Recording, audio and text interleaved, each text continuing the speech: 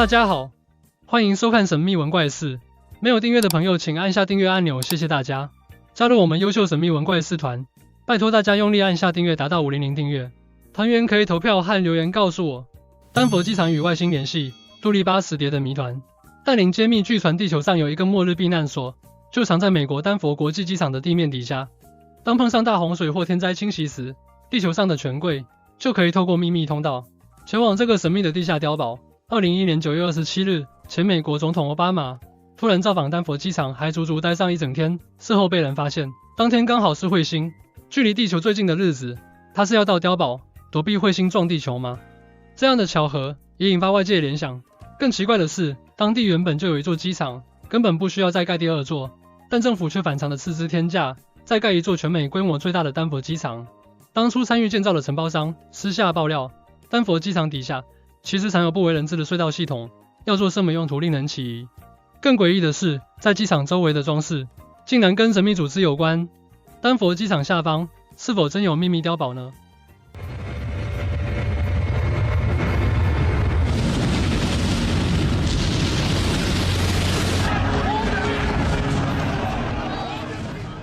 大劫来临，强权政府新建逃生方舟，限定精英分子才能搭乘，要钱还是要命？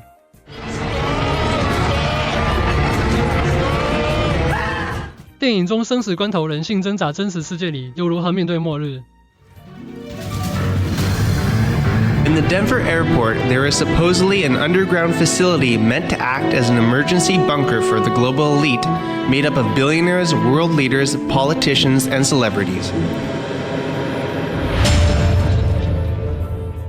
在美国有一个都市传说，当世界末日来临时，有钱人都会躲进地底的末日避难所，而这个神秘的庇护堡垒就藏在美国科罗拉多州一座全美占地面积最大、地底下也最难解释的丹佛机场。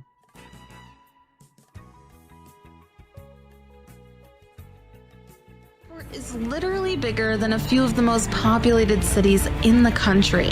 It is nearly thrice the size of San Francisco, double the size of Manhattan.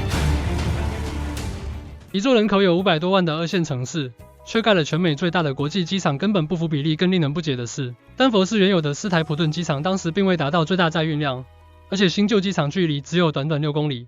换句说，当地根本不需要第二座机场，但丹佛政府却出乎意料编列了惊人的建造预算。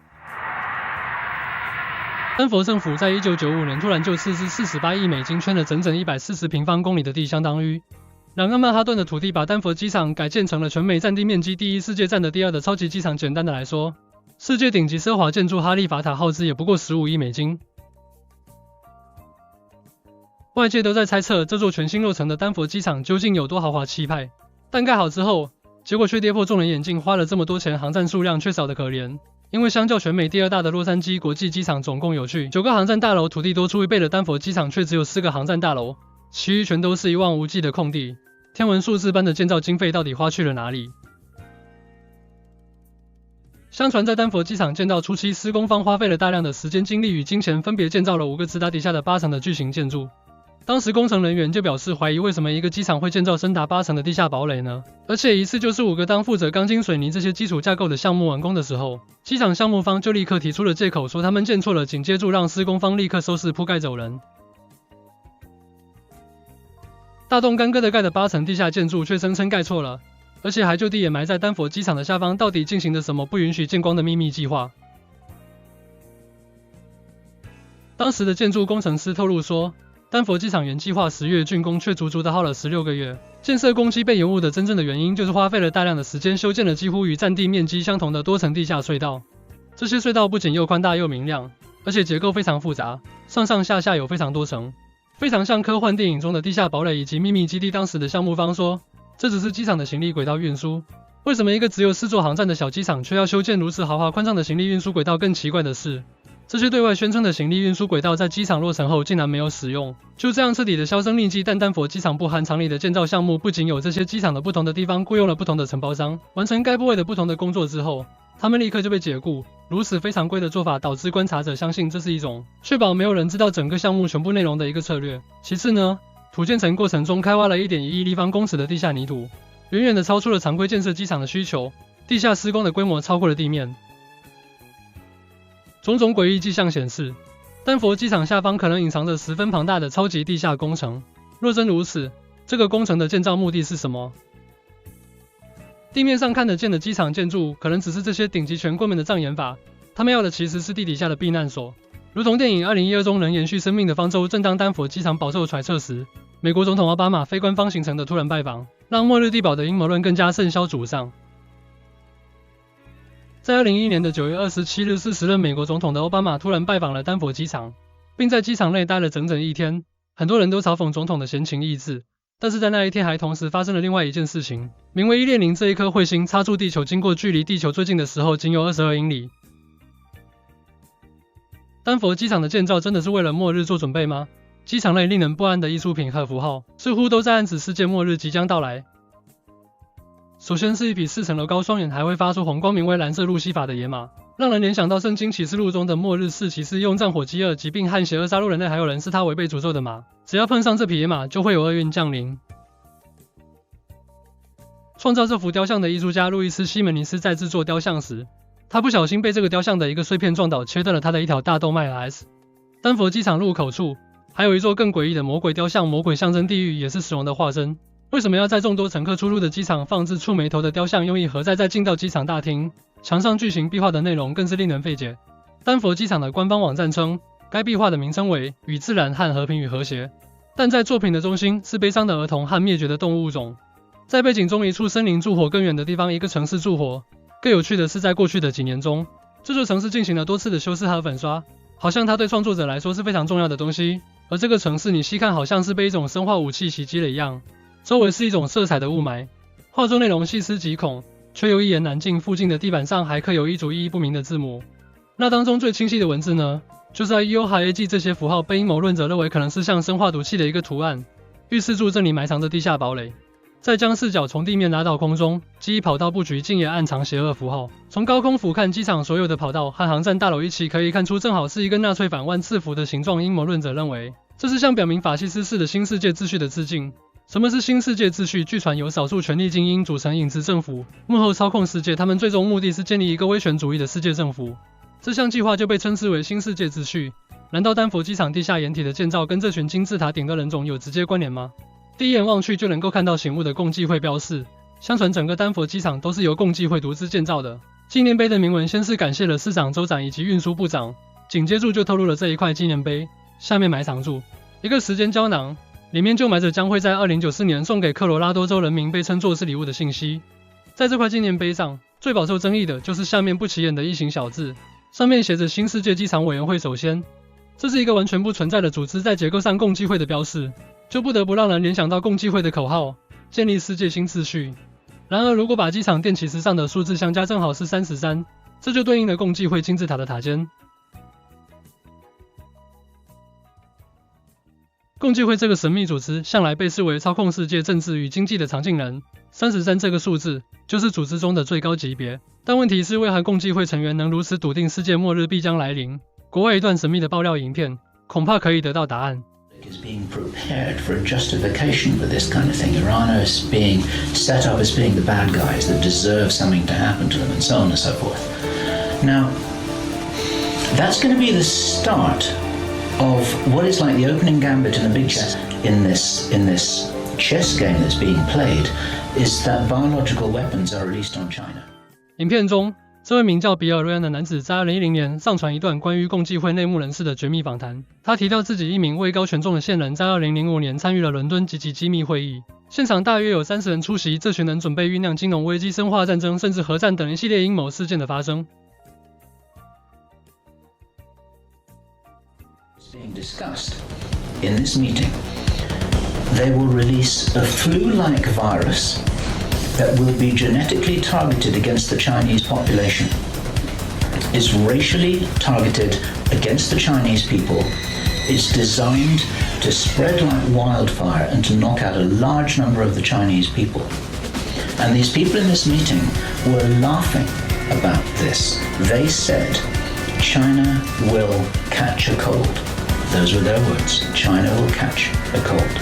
And they were laughing about the fact that these biological weapons will wreak havoc among the Chinese population. And after that, then what effectively will be a kind of plague will actually spread right across the world to the west as well. 这个名为盎格鲁撒克逊计划在2010年的爆料内容竟然10年后有了惊人巧合。难道新冠病毒只是这场毁灭性灾难的前奏？共济会全员又为还要这么做？根据爆料内容，原来共济会成员已经预知，地球将无可避免的面临一场毁灭性灾难，必须将人口被动减少到只剩下 50%， 才能有利于这个神秘组织的最终极目的。那盎格鲁撒克逊计划其目的是黎明的曙光，他们想在大灾难后重建了一个新的世界，他们会想尽办法成为这场灾难的幸存者，或者成为这场灾难的救世主，用他们的科技带领所有幸存的人躲避灾难，在灾后世界里延续文明，开始下一个世界周期循环。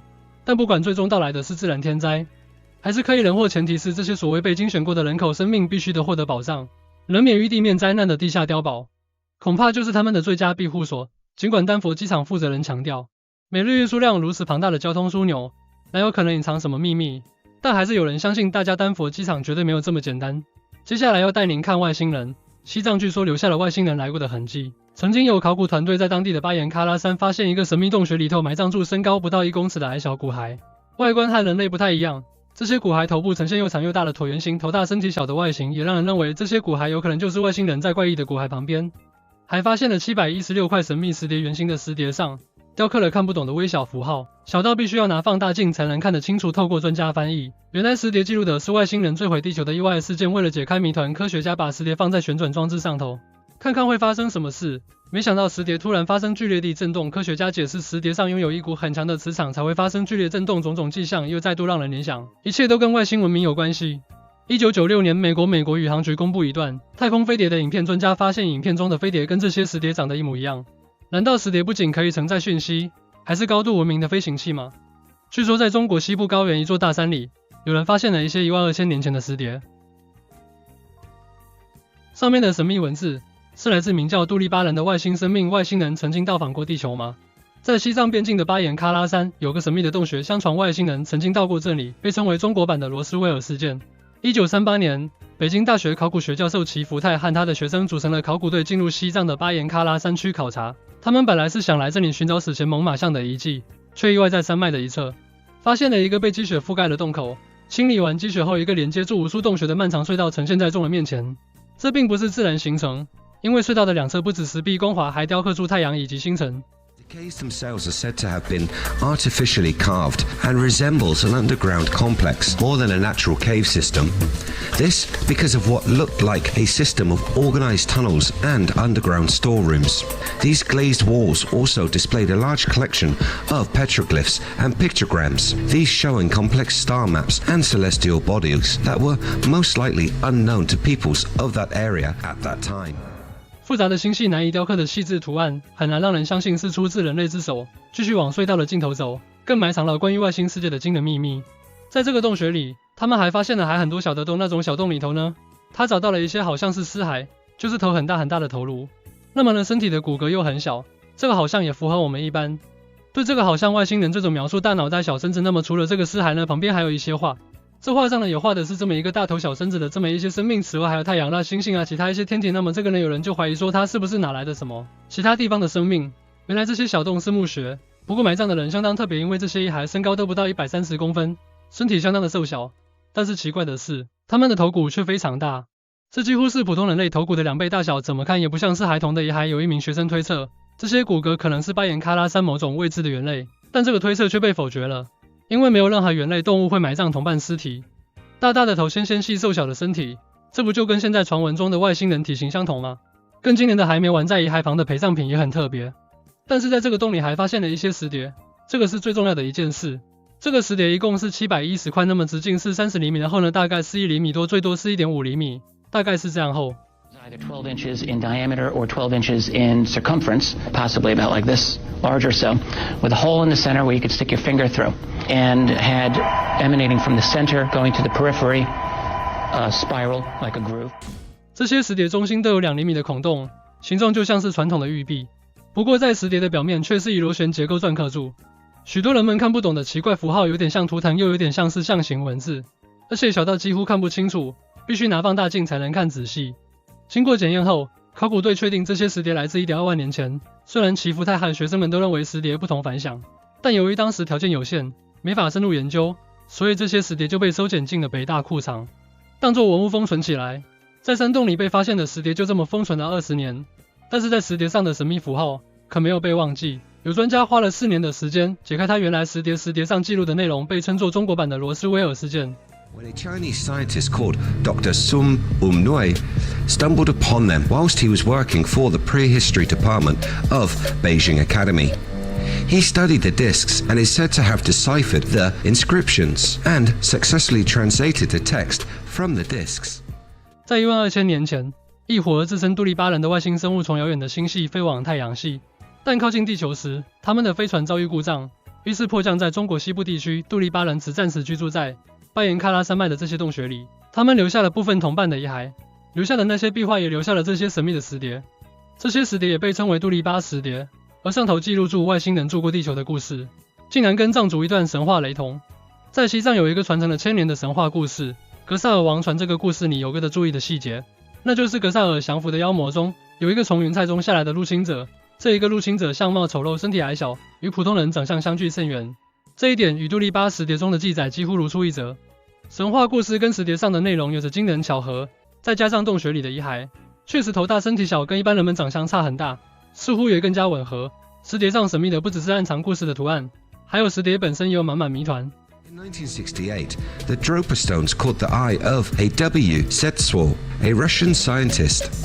He republished the findings of the professor and carried out tests on the discs. These revealed more peculiar properties. Cobalt and other metals were contained in high concentrations inside the granite of the stone. Granite, being a very hard stone, would have made it almost impossible for the primitive people to carve the lettering, let alone make characters that are so tiny. 这个坚硬的石头以当时的技术跟工具怎么可能雕刻？另外，科学家还把石碟放在可以旋转的装置上面，又有了更惊人的发现。检验设备发出剧烈的震动，据说这是因为石碟曾经被放置在很强的磁场里所致。有些 UFO 研究者认为，这说明石碟是信号装置。杜利巴石碟的用途到底是什么？有可能是外星人拿来跟远方行星沟通的重要装置吗？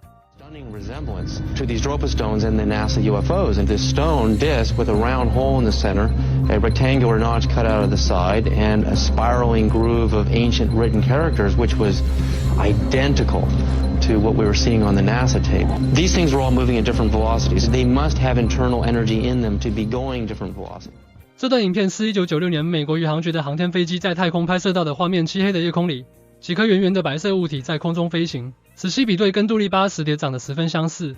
Freeze frame the pulse, you actually see a spiraling wave radiating out from the center. When we get closer to the objects and we zoom in on, we can see them strobing with these very curious energy waves.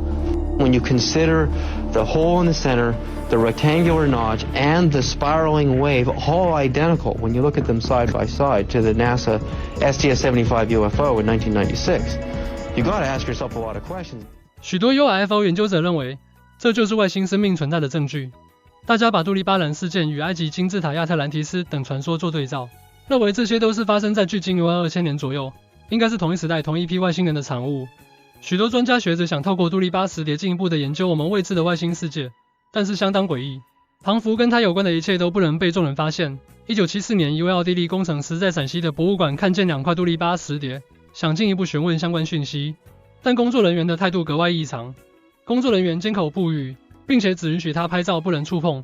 没想到不久之后，这位工作人员就被解聘，博物馆的杜利巴石碟也不知所踪，谁也不知道他的下落。有人说是1966年到1976年，经过文化大革命的浩劫，当时许多历史古物被摧，石碟也因此不知去向。至今有关的一切，没有人能找到相关资料，甚至开始传出阴谋论。中国政府知道一些内幕，所以封禁了所有相关资料，连发现石碟的山洞也被尘封。但石碟肯定还在，而且正在被某个神秘部门秘密研究。是不是官方想要掩盖住这些不能被发现的外星秘密，所以才把相关资讯抹去得一乾二净？另外还有人把杜利巴石碟的被消失指向俄罗斯，可能是前苏联秘密的把这些石碟运回去，试图研究外星科技和文化。716块杜利巴石碟，上头还记录住多少关于外星世界的故事，如今没有人找得到。有人说杜利巴石碟的故事是虚构出来的，但如果真的是虚构，那流传的石碟照片，还有美国宇航局的那段影片，又该如何解释外星人是不是真的定居过地球这一大谜团？或许总有解开的一天，也欢迎在下方留言分享你对这些的看法。感谢收看，下次再见。大家帮我按赞、订阅、开小铃铛，谢谢。希望您会喜欢这篇文章。